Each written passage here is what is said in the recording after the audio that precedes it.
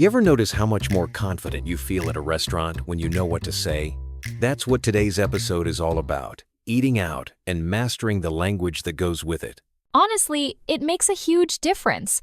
Ordering food or asking a question in English can be kind of nerve-wracking, but once you know a few phrases, the whole experience feels way more relaxed. Totally. And it's not just about the food, right? It's about having real conversations, reading the menu, and understanding what's happening around you. Exactly. It's practicing English in real-life situations, so you pick up vocabulary on the spot sometimes, even from a funny food mishap or a great meal. So before we get to the restaurant, let's talk about two must-know words: food poisoning and allergic. Those can really come up unexpectedly. Oh, definitely. Food poisoning is one of those phrases you hope to never use, but it's good to know. It's when you eat something bad and end up sick, sometimes really sick. Not a word you want associated with your dinner. And then there's allergic. Like, if you're allergic to seafood, that's a big deal. You'd need to let the server know, otherwise, dinner could go very wrong. I have a friend who can't even be near peanuts, so she always checks with the staff. It's super important to be clear about allergies, especially in a new place. All right, so we're hungry and we walk in. What's the first thing we say? I always start with a friendly greeting like hello or good evening. After that, it's a table for two, please. Quick and simple. And if the host asks, do you have a reservation? You just answer honestly. Either, yes, I have a reservation, my name is Marco, or no, I don't. Do you have a table available? Sometimes you might even request a spot, like, can we sit by the window? And if it's busy, just be patient. They usually let you know how long you'll need to wait. Once you're seated, let's talk menus. These days, you might get a big booklet, a single page, or even just a QR code on the table.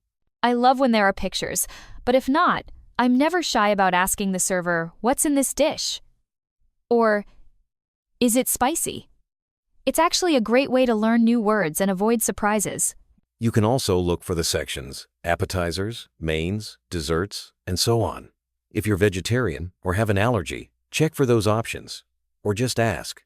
Totally. Just saying, is there a vegetarian option? Can save a lot of confusion. And honestly, servers appreciate it when you're clear about what you need. So, you're ready to order, and the waiter comes over. What's your go-to phrase? I usually go with, I'll have the chicken salad, please. Adding please just feels right. Or sometimes, if I'm not sure, I'll say, can I have a few more minutes? And don't forget, if you want to change something like, can I have the sandwich without cheese? Just ask politely. Most places are happy to help. Yeah, and if you're not sure you understood a question, it's totally fine to say, sorry, could you repeat that? It's all part of the learning process. Sometimes you're the one giving suggestions, right? Like a friend asks, where should we eat? I love sharing my favorites. I might say, you've got to give the Thai place a try, or I'd recommend the pasta at Bella's, it's fantastic. Using natural phrases like these makes your English sound friendly and confident. And if you're not really into something, just say, I'm not all that crazy about burgers. Let's try something lighter, polite and honest. Exactly. It's a way to express your mood too. Like, I'm in the mood for something spicy tonight. It turns a basic answer into a real conversation. Jumping back to allergies for a sec, how do you usually bring it up at a restaurant? Honestly, I just say it straight out. I'm allergic to seafood, so I can't have any fish or shellfish. That way, there's no confusion. And if I'm worried, I double-check, is there any seafood in this dish? It's smart to ask, even if it feels awkward. Most staff are used to these questions and really want to keep you safe. Exactly. They'd much rather change an order than call an ambulance. So don't be shy, your health is worth it. Okay, let's lighten it up with a slightly gross story. Ever had food poisoning while traveling? Actually, yes, and it was awful. One morning in Morocco, I had the freshest orange juice. And then, a few hours later, I started feeling terrible on the bus. Trust me, that's an experience you don't forget.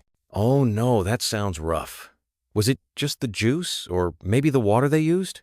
Could have been the water, or even the glass. You just never know. It's a reminder that asking about food safety is never a bad idea, especially when you're in a new country. So, food is on the way. And the server stops by. What's a good way to handle these little check-ins? I like to keep it friendly, a simple, everything's great, thanks. Or, if I need something, I'll say, could I get some extra napkins? Politeness goes a long way. Sometimes you need to fix a mistake.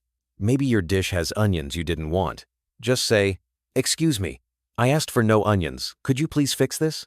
That's right. Be honest, but calm. Most servers are happy to help, and you're practicing good English and good manners at the same time. I always get curious about desserts. Do you ever ask the server for recommendations? Oh, absolutely. I'll just say, what do you recommend for dessert? Sometimes they steer you to the hidden gems, like a homemade chocolate cake that isn't even on the menu. And it's fun to throw in a compliment too. Saying the soup was delicious makes the staff's day and lets you practice those positive adjectives. Exactly. Little conversations like this are a great way to build confidence, even if your English isn't perfect yet. So, you've enjoyed your meal. How do you ask for the bill without making it awkward? I usually catch the server's eye and say, could we have the bill, please? Or if I'm in the States, I might say, can I get the check? Both are fine. Then comes the whole tip thing. Some places include it, some don't.